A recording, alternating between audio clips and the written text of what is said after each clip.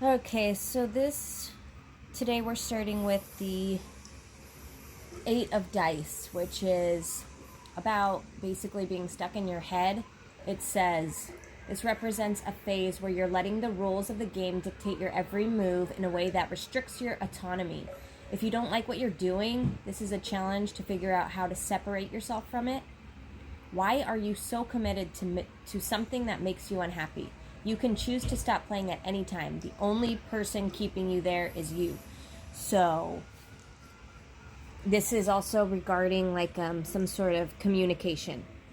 So maybe that's what you are restricting yourself from, communicating, or maybe restricting yourself from being decisive, because this is a call to be decisive, but it's like you're trapped in your head. And with Justice here, this is a call for reflection so that you can balance out whatever this is. Have you been morally conflicted about a situation?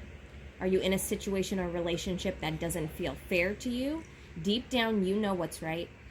This advises you to follow your moral compass, regardless of your personal feelings on the matter. It's a clear sign that now is the time to stand boldly for truth and integrity. It might be hard, but it will lead to peace and stability in the long run. So basically, when you do this and you balance it out, and sometimes it just takes looking at, what are my morals? What are my values? What am I compromising on? Where am I still abandoning myself and my morals? And this should be able to get you out of your head. And then you take a call to be decisive. And then when you do that, and you go with the momentum and you communicate in the direction that you're wishing to, which could be, about this problem, like whatever it is, then you're going to have to, because you can have the insight and not take action. But when you take action, this is what leads to success. The Six of Wands is all about public success. Something being very successful because you did the introspection work and you stood on your morals and your values, and now you're going to have a major win, a major success, a major level up. But what's keeping you stuck here is your ego. So your ego is saying, like, oh, maybe there's doubt, maybe there's fear, maybe there's lack, whatever it is. That is getting in the way here. So this could also be inner conflict. But the inner conflict is more like because you're repressing or denying the truth of what you know it is with your mind. So my mind says, I don't know, let me think. My mind says, I want to do something, okay, right? But your body doesn't light up about it. That's because it's coming from a pattern response instead of soul-aligned passion. And also, if you think very highly of yourself, remember how important humility is, because your power and your soul and everything about you is given as a gift from Spirit. And Spirit loves you and wants to care for you and has helped you along your journey, even if you don't even believe that. It's always been Spirit. You are Spirit. You are one with Spirit.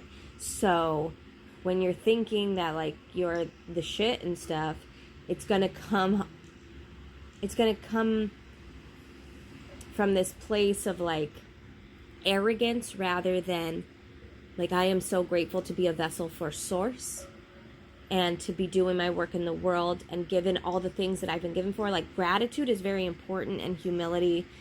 And also sometimes you have to humble yourself and say, I am not living by my values and my morals.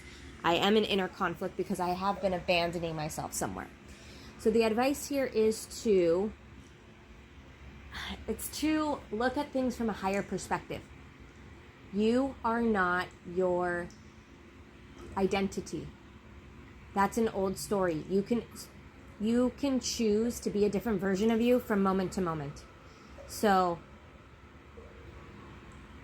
when you resist something, it persists. Okay? So you don't want to resist. What you want to do is you want to look at what's coming up, instead of pushing it away, and just let it float by. You don't have to respond to it. And this is how you learn to not attach to everything that enters your field. That includes everything, like, and it's not just your field, it's like it'll start out as that, like the thoughts, okay, right? Sifting through thoughts. Which thoughts do I want to attach to? Or you don't want to attach to any, really, but what thoughts are worth my time and what thoughts aren't. Then you'll start doing this with content. Then you'll start doing this with people, things like this. And when you're able to do this and get to a higher version of self by cutting out things that aren't in resonance with you, this could bring in a reunion with either a past life soulmate or someone from your past or something like this. Something that's like very nostalgic, but it pulls on your heart a lot. It's like something you definitely want. And it's going to bring in this like innocence. And so in order to do that is like, okay, so get up to your higher perspective and then start connecting to things that pull on your heart.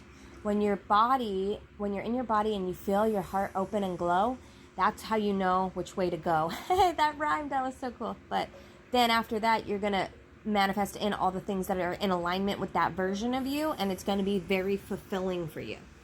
So that's what I have for you today. And I wish you luck.